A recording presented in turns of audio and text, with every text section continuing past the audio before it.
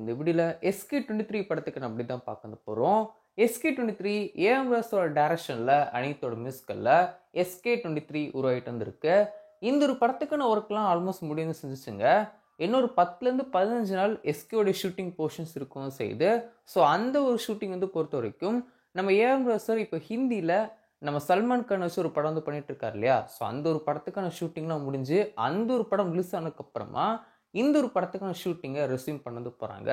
So ஓவராலாக ஒரு 20லேருந்து 30 நாள் இன்னும் அந்த ஒரு படத்துக்கான ஷூட்டிங் வந்து இருக்கு. அந்த 20லேருந்து 30 நாளில் எஸ்கேக்கு ஒரு 10லேருந்து 15 நாள் ஷூட்டிங் இருக்கும் செய்து. ஸோ வந்து அது எல்லாத்தையும் முடிச்சிட்டாங்கன்னா இந்த ஒரு SK23 படத்துக்கான ஷூட்டிங்லாம் முடியும் செஞ்சிடும். அண்ட் அது மட்டும் இல்லாமல் இந்த ஒரு படத்துக்கான போஸ்ட் ப்ரொடக்ஷன் ஒர்க்குமே ஒரு செல்ல பண்ணிட்டு வந்து வராங்க. ஸோ இந்த ஒரு படத்துக்கான ரிலீஸ் டேட்டை பொறுத்து இருக்கும். மோஸ்ட்லி இந்த வருஷம் தீபாவளிக்குலாம் இந்த ஒரு படம் ரிலீஸ் ஆயிரும் அப்படின்னு சொல்லிட்டு வந்து வராங்க. ஸோ வெயிட் பண்ணி பார்க்கலாம். இந்த ஒரு படத்துக்கான அஃபிஷியல் டைட்டில் டீசரை நாளை கழிச்சு ரிலீஸும் பண்ண போகிறாங்க. எஸ்கோட பர்த்டே நாளை கழிச்சு எப்படி சொல்லிட்டு உங்களுக்கு தெரியும் அப்படின்னு நினைக்கிறேன். February 17. ஸோ அவரோட பர்த்டேஷா SK23 படத்துக்கான டைட்டில் டீசர் ரிலீஸும் பண்ண போகிறாங்க. இப்போ வரைக்குமே இந்த ஒரு படத்துக்கான டைட்டில் என்ன அப்படி சொல்லிட்டு யாருக்குமே தெரியவும் செய்யாது. டீம் அவ்வளோ சேஃபாக இந்த ஒரு படத்துக்கான டைட்டில் வைக்க வச்சிருக்காங்க. ஸோ நாளை கழிச்சு டைட்டில் என்ன அப்படி சொல்லி பார்க்க வந்து போகிறோம்.